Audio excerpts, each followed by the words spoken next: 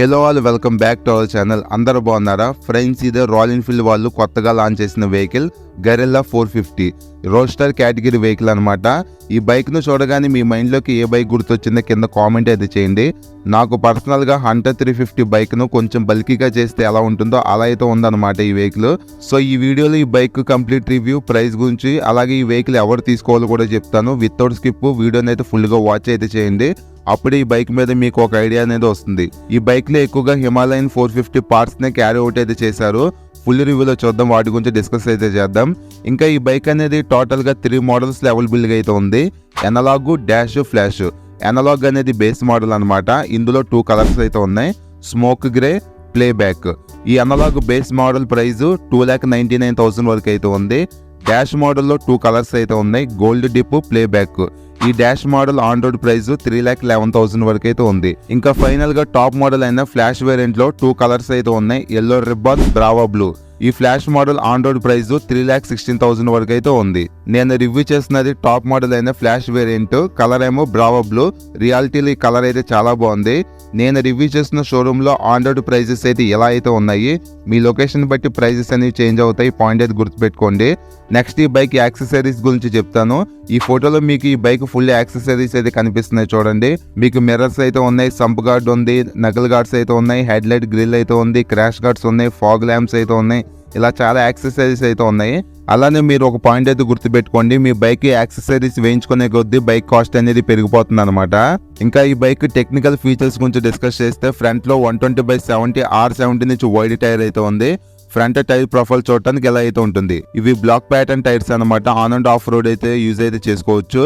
Next ఈ bike అలౌవిల్ design చూడటానికి ఎలా అయితే ఉన్నాయి. ఫ్రంట్ అలౌవిల్ అయితే బైక్ కలర్ కి మ్యాచ్ అయ్యే విధంగా స్కై బ్లూ కలర్ లో ప్రొవైడ్ చేయడం అయితే జరిగింది. బ్యాక్ సైడ్ ఏమో బ్లాక్ కలర్ అయితే ఉంటుంది అలౌవిల్ కి. నెక్స్ట్ బ్రేక్స్ గురించి డిస్కస్ చేస్తే ఫ్రంట్ లో 310mm లార్జ్ డిస్క్ బ్రేక్ ను ప్రొవైడ్ అయితే చేశారు. అలానే ఏబిఎస్ అయితే ఉంది. By break company break callipers ను యూజ్ చేయడం అయితే జరిగింది. ఇంకా ఈ ఫ్రంట్ మడ్ గార్డ్ డిజైన్ అయితే నార్మల్ గానే ఉంది, ఇది ఫైబర్ మెటీరియల్.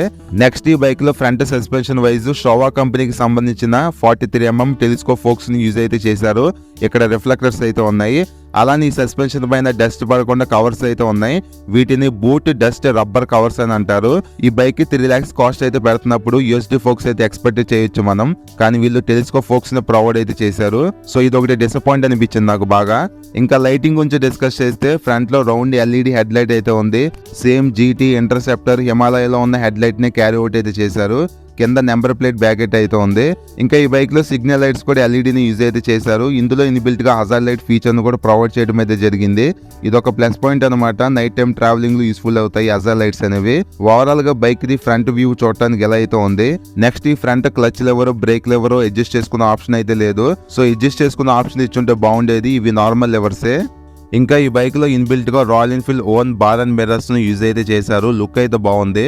బైక్ బాగా సెట్ అయ్యాయి మిర్రర్స్ అనేవి. కానీ మీకు లాంగ్ ట్రావెలింగ్ లో కంఫర్టబుల్ విజన్ కావాలనుకుంటే రౌండ్ షేప్ మిర్రర్స్ అయితే వేయించుకోండి. ఇంకా ఈ బైక్ లో కీ డిజైన్ చూడడానికి ఎలా అయితే ఉంది. లేజర్ కట్ కీ అనమాట. కీ క్వాలిటీ అయితే బాగుంది. మ్యాక్స్ అన్ని రాయల్ ఎన్ఫీల్డ్ బైక్స్ లో ఈ కీనే ఉంటుంది. నెక్స్ట్ ఈ బైక్ కన్సోల్ గురించి డిస్కస్ చేస్తే రౌండ్ టీఎఫ్డి కలర్ కన్సోల్ అయితే ఉంది. సేమ్ హిమాలయన్ 450 కన్సోల్ ని యూజ్ అయితే చేశారు. కన్సోల్ ఆన్ చేయగానే గరిల్లా అని చెప్పి యానిమేషన్ అయితే వచ్చిందనమాట. ఈ కన్సోల్ లో డైలీ లైఫ్ లో యూస్ఫుల్ అయ్యే ప్రతి ఫీచర్ అయితే ఉంటుందన్నమాట. ఇందులో బ్లూటూత్ కనెక్టివిటీ ఆప్షన్ ఉంది, నావిగేషన్ ఆప్షన్ అయితే ఉంది, మీడియా కంట్రోల్స్ కూడా అయితే ఉన్నాయి. సాంగ్స్ ని కంట్రోల్ అయితే చేసుకోవచ్చు. ఇంకా గేర్ ఇండికేటర్ ఉంది, డిస్టెన్స్ ఎంటీ అయితే ఉంది, fuel consumption, battery voltage, time, odo trip meter, gear indicator, ఇంకా కొన్ని ఇన్ఫర్మేషన్ ఇండికేట్ లైట్స్ అయితే ఉన్నాయి. సో ఓవరాల్ గా కన్సోల్ విజిబిలిటీ గానీ కన్సోల్ ఫీచర్స్ అయితే బాగున్నాయి. నెక్స్ట్ ఈ బైక్ లో single piece wide metal handle bar ని యూజ్ చేయడం అయితే జరిగింది. నెక్స్ట్ హ్యాండిల్ బార్ మీద ఉన్న స్విచెస్ గురించి డిస్కస్ చేస్తే ఫ్రంట్ లో 3 స్విచ్ అయితే ఉంది. పైన హై బీమ్, లో బీమ్, పాస్ స్విచ్, ఈ 3 ఒక స్విచ్ లో ఇండికేట్ అయి ఉన్నాయి. కింద సిగ్నల్ స్విచ్ ఉంది, ఇంకా కింద హార్న్ ఉంది. కన్సోల్ ఆపరేట్ చేసుకోవడానికి టాగిల్ బటన్ అయితే ఉంది పక్కన.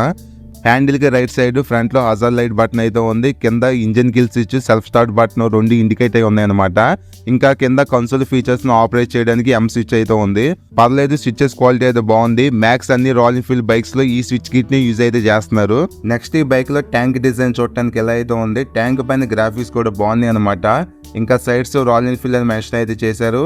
కింద ప్యానల్స్ మీద కూడా గరిల్లా 450 అని చెప్పి మెన్షన్ అయితే చేశారు. నెక్స్ట్ ఈ బైక్ లో క్రాష్ గార్డ్స్ క్వాలిటీ అయితే బాగున్నాయి. బైక్ కి మంచి హెవీ లుక్ అయితే ఇచ్చాయన్నమాట ఈ క్రాష్ గార్డ్స్. నెక్స్ట్ ఈ bike main heart of the engine గురించి డిస్కస్ చేస్తే సేమ్ హిమాలయ 450 ఇంజిన్ ని యూజ్ అయితే చేశారు. Single cylinder 4 valves 452 cc BS6 DOC engine అయితే ఉంది. Max power 40.02 bhp max torque 40 Nm engine produce అయితే చేస్తుంది. టోటల్ గా 6 గేర్స్ అయితే ఉంటాయి. లిక్విడ్ కూలింగ్ సిస్టమ్ అయితే ఉంటుంది. సో ఇది DOC ఇంజిన్, అందులోనూ 450 cc ఇంజిన్ కెపాసిటీ ఉంది కాబట్టి పికప్ అండ్ పర్ఫార్మెన్స్ అయితే మీకు బాగుంటుంది వెహికల్ లో. ఇంకా ఈ బైక్ ఇంజిన్ కూల్ చేయడానికి ఫ్రంట్ లో రేడియేటర్ అయితే ఉంది. ఈ రేడియేటర్ పైన సిల్వర్ కలర్ లో గ్రిల్ అయితే ఉందన్నమాట. కింద సింగిల్ హార్న్ అయితే ఉంది. ఇంకా ఈ బైక్ ఇంజిన్ ప్రొటెక్ట్ చేయడానికి కింద ఫైబర్ మెటీరియల్ తో అండర్ బెల్లి గార్డ్ అయితే ఉంది. ఇది అంతగా ప్రొటెక్ట్ అయితే చేయదు. మీరు బెటర్ సంప్ గార్డ్ లాంటివి వేయించుకోండి, ఎందుకంటే అవి ఐరన్ మెటీరియల్స్ తో వస్తాయి కాబట్టి కింద ప్రొటెక్షన్ అయితే ఎక్కువ అయితే ఉంటుంది. ఈ గార్డ్ అయితే అంత ప్రొటెక్షన్ అయితే ఏమి ఇవ్వదు. ఇంకా ఈ బైక్ లో ఇన్బిల్ట్ గా సెంటర్ స్టాండ్ అయితే ఉంది. ఇది ఒక ప్లస్ పాయింట్ అనమాట. లాంగ్ ట్రావెలింగ్ లో ఈ సెంటర్ స్టాండ్ అనేది మీకు బాగా యూస్ఫుల్ అయితే అవుతుంది. నెక్స్ట్ ఈ బైక్ లో ఓపెన్ చైన్ అయితే ఉంది. సో రెగ్యులర్ గా చైన్ లూబింగ్ అయితే చేసుకుంటూ ఉండాలి. సెంటర్ స్టాండ్ ఉంది కాబట్టి చైన్ లూబింగ్ అనేది ఈజీగా చేసుకోవచ్చు. ఇంకా బ్యాక్ సైడ్ పిలియన్ కి మెటల్ ఫుట్ రెస్ట్ అయితే ఉంది. ఫ్రంట్ రైడర్ కి రబ్బర్ ఫుట్ రెస్ట్ అయితే ఉంది. అలానే లేడీస్ కి సేఫ్టీ కోసం ఐరన్ శారీ గార్డ్ ని ప్రొవైడ్ అయితే చేశారు. Next back side 160/60 R17 inch wide tyre use అయితే చేశారు. బ్యాక్ సైడ్ టైర్ ప్రొఫైల్ చూడడానికి ఇలా అయితే ఉంది. సో ఈ బైక్ లో చాలా పెద్ద టైర్స్ యూజ్ చేశారు కాబట్టి రోడ్ గ్రిప్ అయితే బాగుంటుంది. మీకు ఇంకా బెటర్ గ్రిప్ కావాలనుకుంటే సాఫ్ట్ కాంపోనెంట్ టైర్స్ అయితే వేయించుకోండి. నెక్స్ట్ బ్యాక్ సైడ్ ఈ బైక్ లో ఎలాంటి టైల్ లైట్ అయితే ఉండదు. ఈ సిగ్నల్ లైట్స్ లోనే టైల్ లైట్ ఇన్బిల్ట్ గా ఉంటుంది అనమాట. సేమ్ హిమాలయ 450 లో కూడా ఇదే డిజైన్ అయితే ఉంటుంది. ఇంకా night time number plate visible అవడానికి లైట్ అయితే ఉంది. ఓవరాల్ గా బైక్ ఇది బ్యాక్ సైడ్ వ్యూ చూడడానికి ఎలా అయితే ఉంటుంది. ఇంకా back side disc size 270 mm అయితే ప్రొవైడ్ అయితే చేశారు. ABS అయితే ఉంది. సో ఈ బైక్ లో పెద్ద డిస్క్ బ్రేక్స్ యూజ్ అయితే చేశారు. ఇది ఒక ప్లస్ పాయింట్ అనమాట. ఇంకా back suspension wise white colour లో మోనోషాక్ సస్పెన్షన్ అయితే ఉంది. ఈ సస్పెన్షన్ మీ హైట్ కి తగ్గట్టు అడ్జస్ట్ అయితే చేసుకోవచ్చు అనమాట. ఇంకా ఎగ్జాస్ట్ డిజైన్ చూడడానికి ఎలా అయితే ఉంది. ఇది సేమ్ హిమాలయ 450 ఎగ్జాస్ట్ అనమాట. సౌండ్ అయితే ఒకసారి మీరు వినండి.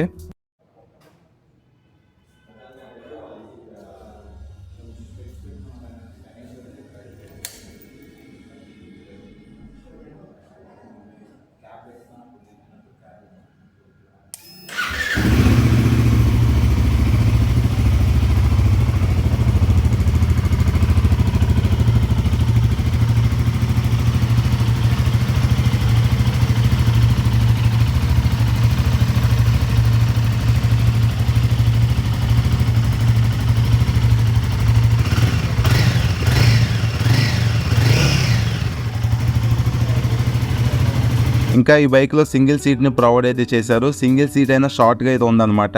ఫ్రంట్ రైడర్ కి కంఫర్ట్ గానీ కుషనింగ్ అయితే రెండు బాగున్నాయి. ఎటువంటి ప్రాబ్లం అయితే లేదు.